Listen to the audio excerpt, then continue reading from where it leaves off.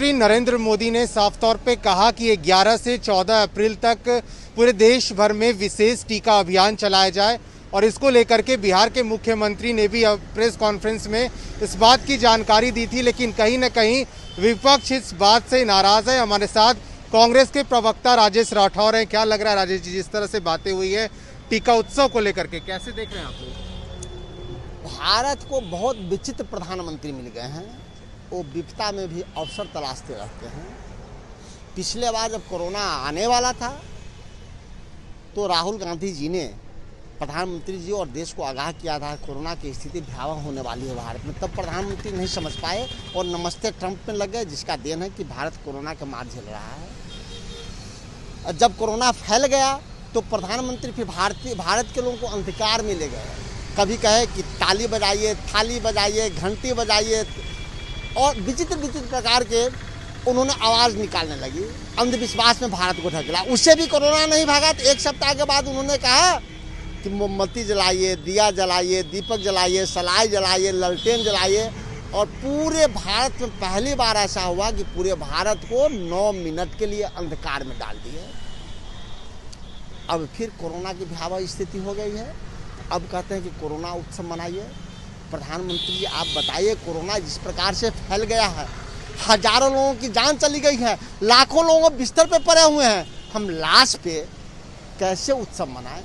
आपका कलेजा इतना बड़ा हो सकता है कि लाश पे उत्सव मना सकते हैं प्रधानमंत्री जी? मेरा कलेजा इतना बड़ा नहीं है कि हम लाश पे उत्सव मनाएं। लाखों लोग हॉस्पिटल में बेड नहीं है, पड़े हुए हैं। उस पेशेंट के कलेजे पे हम उत्सव नहीं मना सकते। पेशेंट पड़े हुए हैं, आपके पास बेड नहीं है, हम कैसे उत्सव मनाएं? तो प्रधानमंत्री जी आपका कलेजा बहुत बड़ा है कि भारत के लोग कराह रहा होता है, बिस्तर पे होता है, मर गया होता है, उस लाश पे आप उत्सव मना सकते हैं। हम इतने बड़े कलेजा के नहीं हैं, हम उत्सव नहीं मना सकते हैं। आप देश के प्रधानमंत्री हैं। दुनिया के 84 देशों की बात छोड़िए, भारत में पूर्ण रूपेण और पर्याप्त इंजेक्शन कैसे उपलब्ध होगा ये बताइए। सभी लोग इंजेक्शन लेंगे। मुझे उम्मीद है कि हम सब मिलकर कोरोना को लड़ाएंगे, लेकिन अंधविश्वास से नहीं भगा सकते कोरोना को। न थाली से बजेगा, न ताली से बजेगा, न मोमबत्ती से भागेगा, न दिया और न सलाई से भागेगा, न उत्सव मनाने से भागेगा। ये भागेगा यह इंजेक्शन लेने से, जो 70 साल की आज़ादी में भारत ने इतनी बड़ी कामयाबी हासिल की कि दुनिया में सबसे बेहतर और सबसे ज़्यादा वैक्सीन बनाया, जिस पर प्रधानमंत्री जी का भरोसा नहीं था। लेकिन हम भारतीयों का भरोसा है कि उस इंजेक्शन से हम कोरोना को मार गिराएंगे।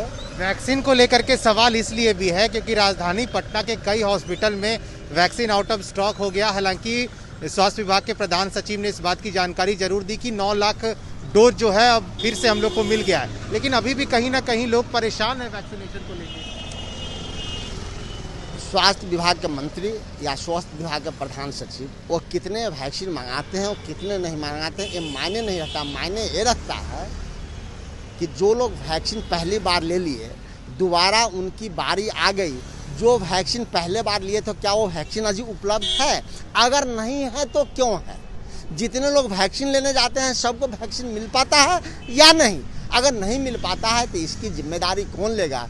देश के प्रधानमंत्री और बिहार के मुख्यमंत्री जी को लेना चाहिए। इसीलिए मैंने कहा पहले बिहार को पर्याप्त वैक्सीन मुहैया कराए देश के प्रधानमंत्री, तब नई नई बातें और बाकी बातें करें। अभी कोरोना से लड़ने में वैक्सीन एक बड़ा कारण बन सकता है। कोरोना को लेकर के नया गाइडलाइन आया, 7 बजे तक दुकानों को बंद करना है। ऐसे में कई व्यवसायी से जब हमने बात की है, उन लोग साफ तौर पे नाराज दिख रहे हैं। उन लोगों का कहना है कि हमारी व्यवसाय ऐसे ही पड़ी हुई थी सूखी और अब फिर से एक बार परेशानी हो रही है।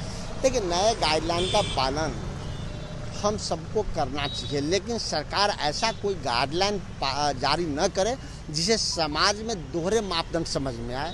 समाज में राग दोष है। एक तरफ आप दुकान 7 बजे बंद करते हैं और दूसरी तरफ रेस्टोरेंट को आप देर रात तक खोलने की इजाज़त देते हैं।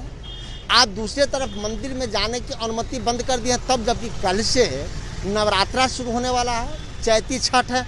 दूसरी तरफ पार्क और जू को आप खोले हुए हैं। तो जिस गाइडलाइन के तहत आपने रेस्टोरेंट को अनुमति दी है, दिन में आपने मार्केट को अनुमति दी है, आपने पार्क और जू में जाने की अनुमति दी है, उसी गाइडलाइन के तहत बिहार सरकार को मंदिर और मस्जिदों में जाने की अनुमति देनी चाहिए या सभी जगह एक गाइडलाइन हो, ऐसा बिहार सरकार को करना चाहिए। सत्ता पक्ष के एक विधायक हैं जिन्होंने भी तो मंदिर मठ को आखिर क्यों बंद किया जा रहा है? मैंने तो वही कहा कि पार्क में हजारों लोग जा सकते हैं, रेस्टोरेंट में सैकड़ों लोग खाना खा सकते हैं, दिन भर मार्केट खुला हुआ हो सकता है, सैकड़ों गाड़ी बगल से गुजर रही हैं, फिर मंदिर में दर्जनों लोग क्यों नहीं जा सकते हैं? तो मुख्यमंत्री जी को एक ठोस और एक नीति निकालनी चाहिए ताकि लोगों में द्वेष न फैले। मंदिर आस्था का भी चीज़ है, वहीं पुजारियों के लिए जीविका उपार्जन का भी क्षेत्र है। अनेक हजारों लाखों पुजारी हैं जिनका जीविका मंदिर से ही चलता है।